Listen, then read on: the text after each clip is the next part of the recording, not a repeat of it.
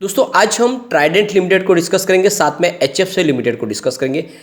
अगर ट्राइडेंट की अगर हम बात करें तो टेक्सटाइल सेक्टर की सबसे मजबूत कंपनी है। एक समय ये पेनी स्टॉक हुआ करता था जिसकी प्राइस 2-5 रुपए के आसपास थी, लेकिन ये अब कंपनी मिड कैप बन चुकी है और बहुत ही शानदार इसका कारोबार है।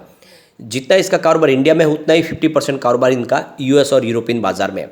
और प्रॉब्लम इसके लिए वहीं से खड़ी हुई जब इन्फ्लेशन की प्रॉब्लम भी शुरू यूएस से, और इसके अलावा रसिया यूक्रेन का युद्ध शुरू हुआ और पिछली वजह से देखें तो एक साल में इसकी प्राइस भी नीचे आई। लेकिन आने वाले समय एकदम डेफिनेटली हमें एक अच्छी तेज़ी की शुरुआत होती हुई दिखाई दे सकती है। तो यहाँ पे कुछ बड़ी अपडेट निकल के आ रही है। सरकार ने कुछ बड़ा फैसला किया है जिसका एक पॉजिटिव ट्रिगर देखने को मिलेगा ट्राइडेंट के अंदर। वैसे फ्राइडे को बहुत ही शानदार इसमें तेज़ी देखने को मिली, लगभग 7% की तेज़ी देखी हमने ट्राइडेंट में। क्या यहाँ से अब फिर से बाउंस बैक की संभावना बनेगी, क्योंकि ऊपर के लेवल से काफ़ी करेक्ट हो चुका है। 70 तक स्टॉक जाके आया था, इस समय 28 के आसपास है। क्या इस समय इन्वेस्टमेंट करना चाहिए? एचएफसीएल लिमिटेड की बात करें, यहाँ पे एक बड़ी गुड न्यूज़ निकल के आ रही है। एचएफसीएल को लगातार बहुत बड़े ऑर्डर मिल रहे हैं। टेलीकम्युनिकेशन सेक्टर में कंपनी सक्रिय है। 5G के लिए कंपनी बहुत सारे इक्विपमेंट बनाती है, लेकिन साथ में रेलवेज के लिए भी बहुत सारे प्रोजेक्ट बना के देती है कंपनी। और यहाँ पे एचएफसीएल एक समय इसकी प्राइस 2000 के आसपास थी। क्या आने वाले समय ये फिर से उस लेवल तक जा सकता है? इन सारी बातों को समझेंगे इस वीडियो के माध्यम से। सबसे पहले अगर हम ट्राइडेंट लिमिटेड की बात करें, स्टॉक की क्लोजिंग 28 पर रही, लेकिन जो सबसे बड़ी बात है कि इंट्राडे का लो है वो 26.35 का है और हाई 28.20 का है। लगभग 2 रुपये का ज़बरदस्त जंप देखने को मिला है फ्राइडे के दिन। अब आप यह देख सकते हो कि ट्राइडेंट लिमिटेड ने एक्सचेंज को जानकारी दी है कि उन्होंने Q4 की तैयारी कर ली है और इसी के तहत देखें तो ट्रेडिंग विंडो को क्लोज कर दिया गया है। यानी अब कंपनी से संबंधित जो भी लोग हैं वो ट्रेडिंग नहीं कर पाएंगे, चाहे बोर्ड के सदस्य हो या फिर प्रमोटर ग्रुप से हो या कंपनी के एम्प्लॉयज़ हो, सबके लिए ट्रेडिंग विंडो क्लोज हो चुकी है। और ये सेबी का रूल्स है जिसके तहत कि अब रिजल्ट के सारे प्लस और माइनस आंकड़े उनके पास होते हैं और ऐसे में उसको मिसयूज न करे, इसीलिए ट्रेडिंग विंडो को क्लोज किया गया है। ये ट्रेडिंग विंडो तभी खुलेगी जब रिजल्ट डिक्लेयर हो जाएगा, उसके 40 आवर्स के बाद में ही नॉर्मल ट्रेडिंग कर पाएंगे। तब तक के लिए ट्रेडिंग विंडो क्लोज है और ये आप देख सकते हो कि इसकी शुरुआत मंडे से होगी, क्योंकि 1 तारीख सैटरडे को थी और सैटरडे को आपको पता है मार्केट बंद है। तो उस हिसाब से अब ये जो नॉर्मल ट्रेडिंग इनके लिए बंद हो जाएगी सोमवार से और ये आगे जाके खुलेगी रिजल्ट के बाद ही। यहाँ पे एक बड़ी अपडेट और निकल के आ रही है। ट्राइडेंट के प्रमोटर कोटे से 1.23 करोड़ के शेयर खरीदे गए और ये काफ़ी अच्छी खबर है। यहाँ पे देख सकते हो ऑलरेडी प्रमोटर ग्रुप के पास कम से कम 72% के ऊपर शेयर है और अपर लिमिट 75% की है और यहाँ पे प्रमोटर ने और शेयर खरीदे। तो ये जो एक बड़ी ब्लॉक डील हुई इसके माध्यम से देखें तो करीब 1,23,85,000 शेयर बेचे हैं ट्रस्ट ने और उतने ही सेम क्वांटिटी के जो शेयर है ब्लॉक डील के माध्यम से मधुराज फाउंडेशन जो प्रमोटर ग्रुप से है उन्होंने खरीदे। तो प्रमोटर ने यहाँ पे अपनी होल्डिंग को बढ़ाया और ये इशारा है कि इस लेवल पे कंपनी मजबूत है और इस शेयर प्राइस पे अगर प्रमोटर शेयर खरीदना पसंद करे, इसका मतलब ये जो वैल्यू है काफ़ी फेयर है और आने वाले समय यहाँ पे डेफिनेटली एक तेज़ी आ सकती है। और वैसे भी कंपनी का पोर्टफोलियो बहुत मजबूत है। इस बार हमने रिजल्ट भी देखा, काफ़ी शानदार है और जिस तरह से सरकार की तरफ से टेक्सटाइल सेक्टर को प्रमोट किया जा रहा है, डेफिनेटली ट्राइडेंट आने वाले समय कमाल करेगी। ट्राइडेंट डाइवर्सिफाई बिजनेस के साथ काम करती है। कंपनी का टेक्सटाइल का बिजनेस तो है ही, साथ में बेड लिनन और बाथ लिनन का बिजनेस है। कंपनी का केमिकल सेगमेंट भी है और पेपर का डिवीजन भी है। अब यहाँ पे एक देख सकते हो कि सरकार ने टेक्सटाइल सेक्टर के लिए नई ट्रेड पॉलिसी लाई है, फॉरेन ट्रेड पॉलिसी, जिसकी वजह से जो टेक्सटाइल सेक्टर को जो प्रॉब्लम है उसका निपटारा किया गया है।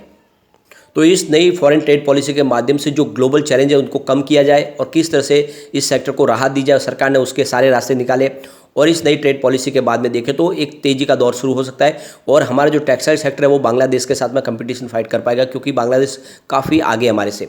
और अब सरकार ने कमर कस ली है कि इस सेक्टर में कंपनी आगे जाना चाहती है। ऑलरेडी चाइना का बिजनेस है जो काफ़ी ज़्यादा ठप हो चुका है, इसका फ़ायदा उठाया जा सकता है।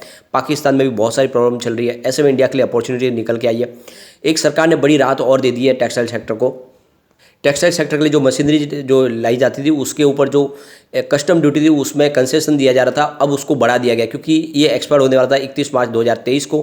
तो अब इसकी जो है टाइम और बढ़ा दिया गया। 8.25% का जो कस्टम ड्यूटी है उस चार्ज को यहाँ पे देखें तो एक राहत दी गई है और ये आने वाले समय भी यहाँ पे ये 2025 तक के लिए इस कस्टम ड्यूटी में एक बड़ा कंसेशन दिया गया है, जिसकी वजह से जो मशीनरीज है वो इनको कम कॉस्ट में पड़ेगी और टेक्सटाइल के जो प्रोडक्शन में है उसमें कॉस्ट में कमी आएगी। ये काफ़ी बड़ा फैसला है और आप देख सकते हो इसका वेलकम किया गया है टेक्सटाइल इंडस्ट्री की तरफ से। तो जो सरकार की तरफ से डिसीजन लिए जा रहे हैं वो काफ़ी शानदार है और आने वाले समय बिल्कुल इसका फायदा ट्राइडेंट को देखने को मिलेगा। अगर हम ट्राइडेंट के रिजल्ट की बात करें तो 2019 के बाद सबसे शानदार रहा इसका 2022। आप देख सकते हो 2019 में कंपनी का रेवेन्यू 5.29 थाउजेंड करोड़ के आसपास था और इनका प्रॉफिट 0.37 थाउजेंड को बीच के आसपास था। 2020 में रिवेन्यू कम होके 4.75 थाउजेंड को बीच तक आ गया और प्रॉफिट कम होके 0.34 थाउजेंड को बीच तक आ गया। 2021 में इसमें और कमी आई, रिवेन्यू 4.55 थाउजेंड को बीच तक रह गया और प्रॉफिट 0.30 थाउजेंड को भी आ गया।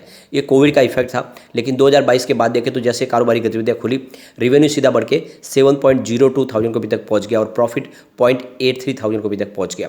तो 2019 के बाद सबसे शानदार प्रदर्शन किया 2022 में। पिछले 2 रिजल्ट काफ़ी ख़राब थे और उस वजह से इसकी प्राइस भी नीचे आई, लेकिन आप देख सकते हो कि Q3 काफ़ी शानदार दिया, बाउंस बैक भी दिया कंपनी ने और वहाँ से प्राइस भी बढ़ने लगी। अब यहाँ पे कुछ बड़े म्यूचुअल फंड ने जो जम के खरीदारी करे, जिसमें आप देख सकते हो निप्पॉन इंडिया ETF ने यहाँ पे 1.49 को बीच का इन्वेस्टमेंट किया और उनकी मंथ ऑन मंथ बेसिस पे 16% की वृद्धि देखने को मिल रही है उनके इन्वेस्टमेंट में। Motilal Oswal Nifty mid cap 150 ने यहाँ पे 1.44 को बीच का इन्वेस्टमेंट किया है। 2.48% मंथ ऑन मंथ बेसिस पे उनकी भी वृद्धि दिखाई देगी। Nippon India Nifty mid cap 150 ने यहाँ पे 1.24 को बीच का इन्वेस्टमेंट किया है और आप देख सकते हो 2.64% की यहाँ पे मंथ ऑन मंथ बेसिस पे यहाँ पे आपका जो है निवेश बढ़ता हुआ दिखाई देगा। Motilal Oswal Nifty mid cap 100 ने यहाँ पे 0.44 को बीच का इन्वेस्टमेंट किया है। 0.99% का मंथ ऑन मंथ बेसिस पे यहाँ पे आपको निवेश बढ़ता हुआ दिखाई देगा। मीरे एसेट निफ्टी मिड कैप 150 ने यहाँ पे 0.38 को बीच का इन्वेस्टमेंट किया है और आप देख सकते हो कि 2.28% का यहाँ पर भी वृद्धि होती हुई दिखाई देगी। ICICI Pru Nifty mid cap 150 ने यहाँ पे 0.35 करोड़ रुपीज़ का इन्वेस्टमेंट किया है। 2.25% की यहाँ पर भी मंथ ऑन मंथ बेसिस पे हमें ये वृद्धि होती हुई दिखाई देगी। SBI Nifty mid cap 150 index ने 0.29 को बीच का इन्वेस्टमेंट किया है और आप देख सकते हो 1.94% का उनका भी होल्डिंग आपको बढ़ता हुआ दिखाई देगा। ICICI Pru Nifty mid cap 150 ने यहाँ पे 0.23 को बीच का इन्वेस्टमेंट किया है। 5.37% की मंथ ऑन मंथ बेसिस पे यहाँ पे भी वृद्धि हो रही है। Aditya Birla SL Nifty mid cap 150 ने 0.18 को बीच का इन्वेस्टमेंट करके 1.11% मंथ ऑन मंथ बेसिस पे इनका भी निवेश बढ़ता हुआ दिखाई देगा। मीरे एसेट निफ्टी इंडिया मैन्युफैक्चरिंग ने यहाँ पे 0.16 करोड़ रुपये का इन्वेस्टमेंट किया। इनका 3.83% का मंथ ऑन बेसिस पे यहाँ पे आपको निवेश कम होता हुआ दिखाई देगा। कुल मिला के बड़े म्यूचुअल फंड यहाँ पे जम के खरीदारी की है और ये इशारा है कि स्टॉक आने वाले समय एक रॉकेट बन सकता है। तो नजरिया लॉन्ग टर्म का लेके यही मौका है ट्रेडिंग में निवेश करने का, ये आने वाले समय आपको मालामाल कर देगा। अब चलते हैं हम HFCL लिमिटेड की तरफ। 60.80 पर क्लोजिंग थी, 3.49% की शानदार तेजी देखने को मिली। अब यहाँ पे काफ़ी बड़ी गुड न्यूज़ निकल के आ रही है। HFCL लिमिटेड को 283 करोड़ रुपये का एक बड़ा गुजरात मेट्रो की तरफ से ऑर्डर मिला है। तो यहाँ पे देख सकते हो कि HFCL लिमिटेड की तरफ से कहा गया कि उन्हें गुजरात मेट्रो की तरफ से सूरत मेट्रो रेल प्रोजेक्ट के लिए एक कम्युनिकेशन सिस्टम लगाने का यहाँ पे बड़ा ऑर्डर मिला है, जिसको 90 दिन के अंदर पूरा करना है। तो यहाँ पे देख सकते हो जो 282 रुपीज़ का इनको ऑर्डर मिला है, जिसमें आप देख सकते हो मेट्रो रेल कॉर्पोरेशन की तरफ से, जिसमें design, manufacturing, supply, installation, testing, commissioning और टेलीकम्युनिकेशन सिस्टम सेट करके देना है पूरा का पूरा सूरत मेट्रो रेल को। और ये आप देख सकते हो कि एक सिस्टम का पूरा का पूरा सिस्टम इनको मिल रहा है ऑर्डर।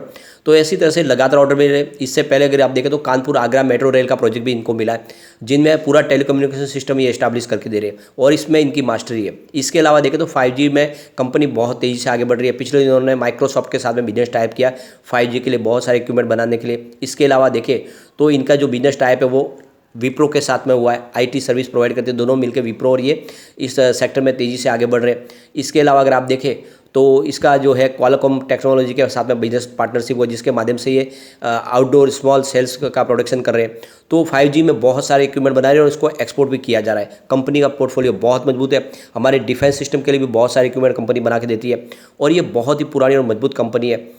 आप देख सकते हो कंपनी का रेवेन्यू भले एक साल में कम हुआ है, लेकिन प्रॉफिट ज़बरदस्त बढ़ा है। दिसंबर 2021 में इनका 1215 करोड़ के आसपास रेवेन्यू था, तो दिसंबर 2022 में कम होकर 1086 करोड़ के आसपास रहा, लेकिन प्रॉफिट में ज़बरदस्त वृद्धि हुई है। दिसंबर 2021 में 78.38 करोड़ का प्रॉफिट था, जो जून में कम होकर 51.17 थाउजेंड करोड़ तक पहुंच गया, लेकिन दिसंबर 2022 की बात तो ये 95.93 करोड़ तक पहुंच गया, यानी पिछले एक साल में ज़बरदस्त बढ़ा है प्रॉफिट। और बड़े बड़े म्यूचुअल फंड यहाँ पर भी निवेश करें। आप देख सकते हो क्वांट स्मॉल कैप ने यहाँ पे 81.83 करोड़ का इन्वेस्टमेंट किया हुआ है। इसके अलावा क्वांट एक्टिव डायरेक्ट ने यहाँ पे 44.92 करोड़ का इन्वेस्टमेंट किया है। क्वांट टैक्स प्लान डायरेक्ट ने यहाँ पे 28.05 करोड़ का इन्वेस्टमेंट किया है। इसके अलावा क्वांट वैल्यू फंड ने यहाँ पे 19.62 करोड़ का इन्वेस्टमेंट किया हुआ है। क्वांट इंफ्रास्ट्रक्चर ने 15.19 करोड़ का इन्वेस्टमेंट किया है। इसके अलावा क्वांट मल्टी एसेट डायरेक्ट ने 10.27 करोड़ का इन्वेस्टमेंट किया हुआ है।